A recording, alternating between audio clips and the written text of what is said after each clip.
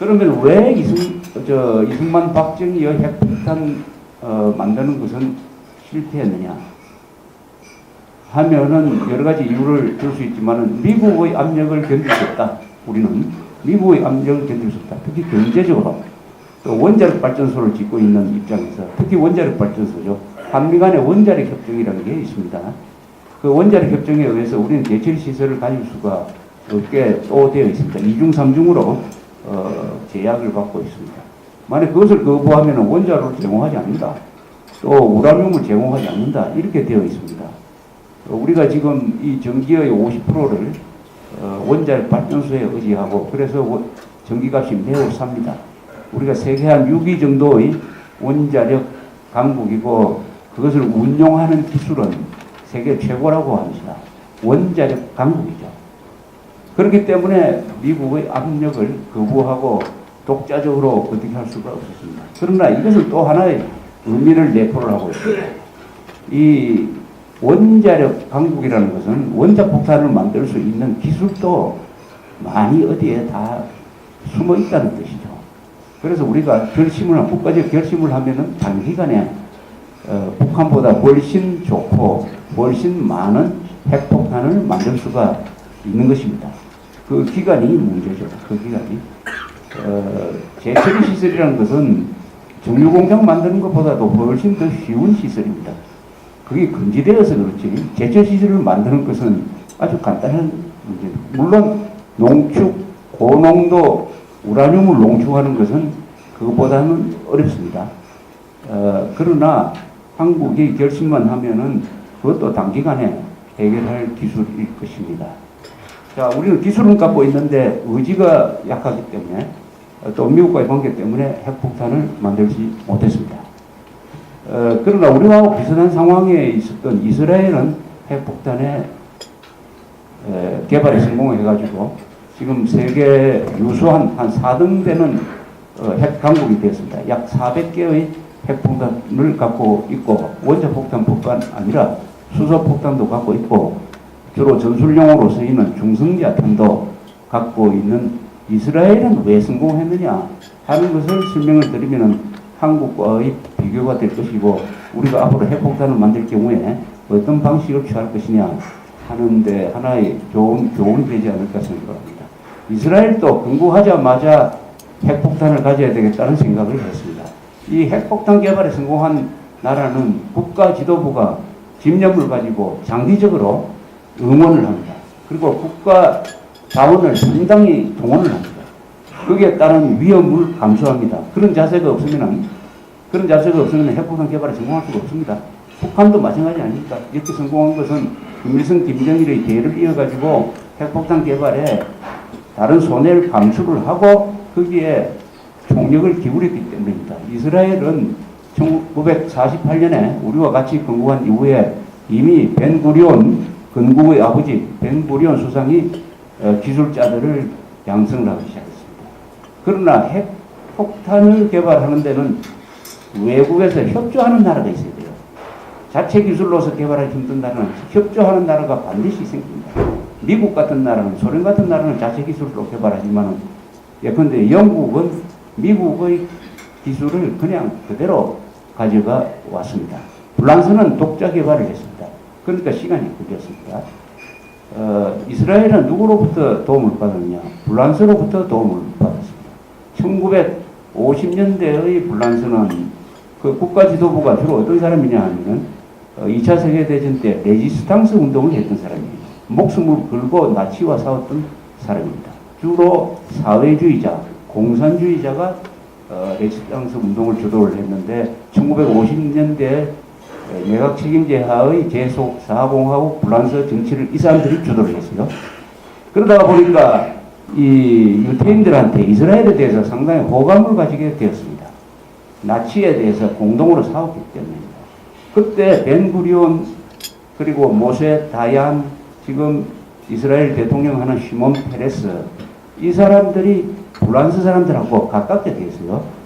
특히 이 이스라엘 핵 개발의 아버지는 누구냐 하면 벤구리온이고 그것을 수십 년 동안 실무적으로 주도했던 사람은 지금 대통령인 80대 한 87살인가 되는 시몬 페레스라는 사람이 있습니다. 이 사람은 30살에 국방부의 담당 국장이 되어가지고 그 뒤에 계속 이 일을 했습니다. 핵 개발에는 그것을 주도하는 사람이 반드시 장기간 있어야 됩니다. 우리 핵 개발은 박 대통령의 지원하에 오원철 중화공업 담당 수석이 그 일을 해냈습니다만은 우리가 전두환 정권 들어서면서 이 사람이 고생도 하고 그렇게 되어버렸습니다.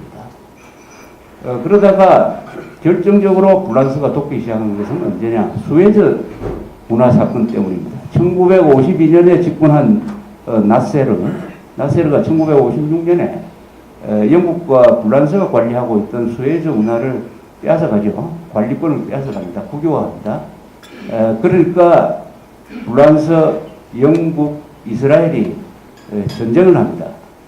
기습 공격을 하죠. 이때 이스라엘이 가담을 합니다.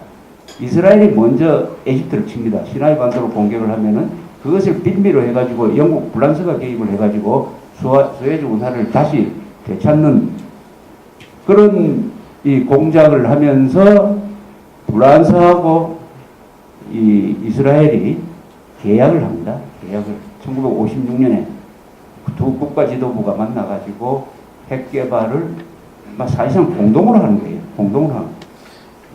그러니까 참전한 대가죠. 공짜가 요새 어디 있습니까?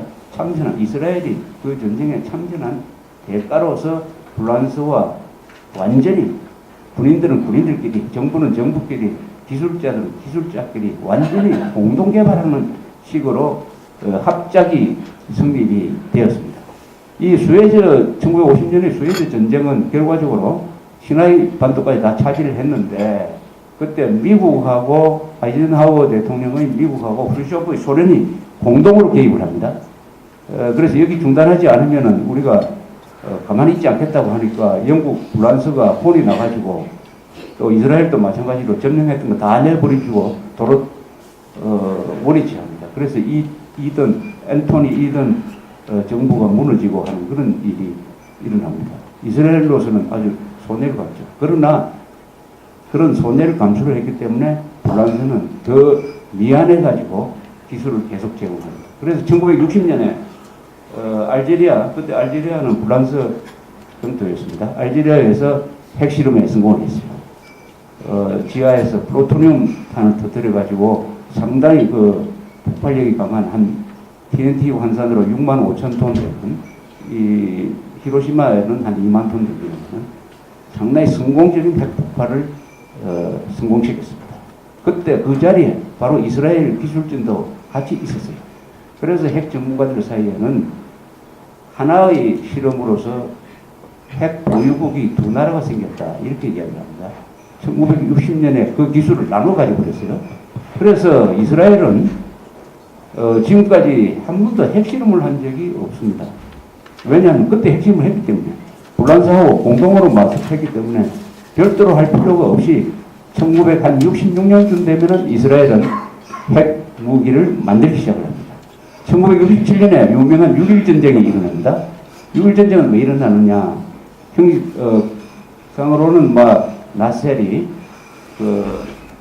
이스라엘이 홍해로 나가는 그 항구를 봉쇄를 했기 때문에 이스라엘이 선제 공격을 해가지고 전쟁이 일어납니다만은 나세르는 왜 전쟁을 해야 되느냐. 이스라엘이 곧 핵강국이 된다. 이것을 막아야 된다 하는 이 강박관념이 있었습니다. 1967년 6월에 있었던 6.1 전쟁은 사실은 30분 만에 끝났어요. 출퇴근 시간에 맞춰가지고 이스라엘 공군기가 이집트 공군기지를 폭격을 해가지고 떠보지도 못하고 활주로에서 경납고에서 30분 만에 300대를 부사했습니다. 300대. 그러면 공군이 없어진 상태에서 사막에서 기갑전을 하면 도저히 이길 방법이 없습니다. 그래서 이스라엘은 에집트를 시나이 반도에서 한 3일 만에 완전히 경멸한 다음에 그 전력을 골란고원으로 돌려가지고 시리아하고 싸워가지고 또 골란고원까지 차지하는 일주일만 전쟁에서 6.1 전쟁에서 대성공을 거두었습니다.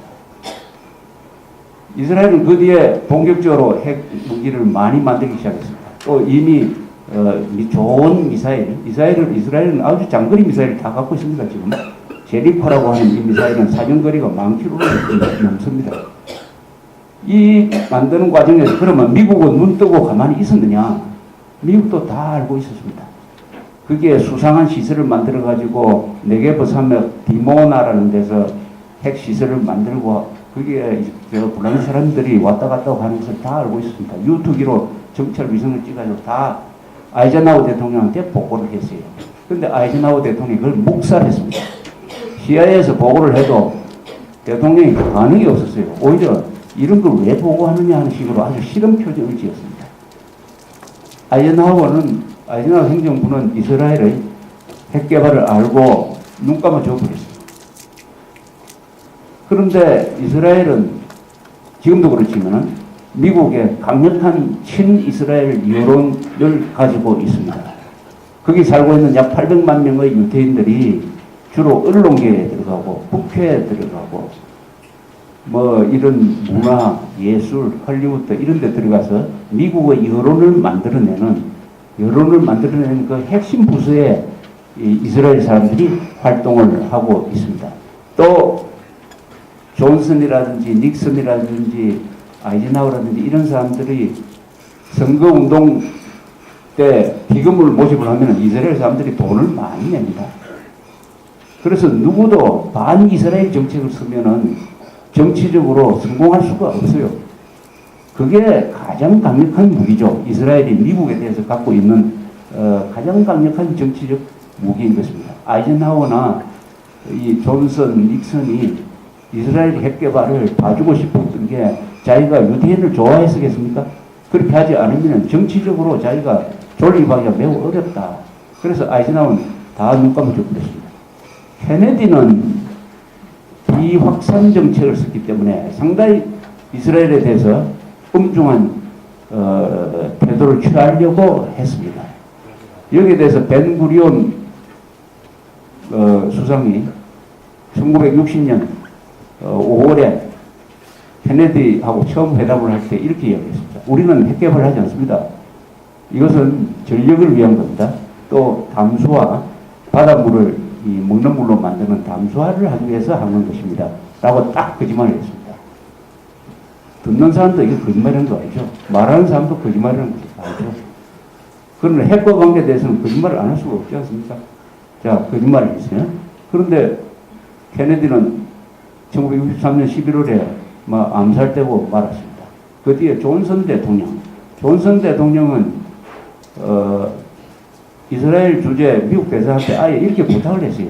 제발 이스라엘이 나를 괴롭히지 않도록 해달라.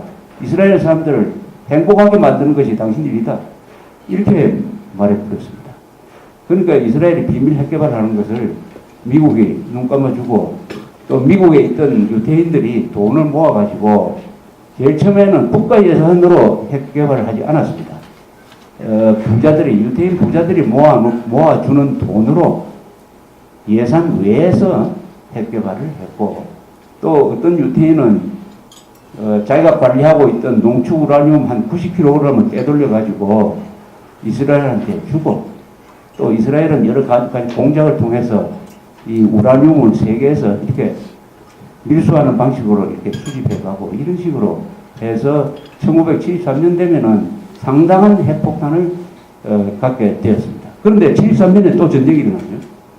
그때는 사다트가 이번에는 이스라엘이 기습을 당했어요. 1973년 10월에 이스라엘이 기습을 당했습니다.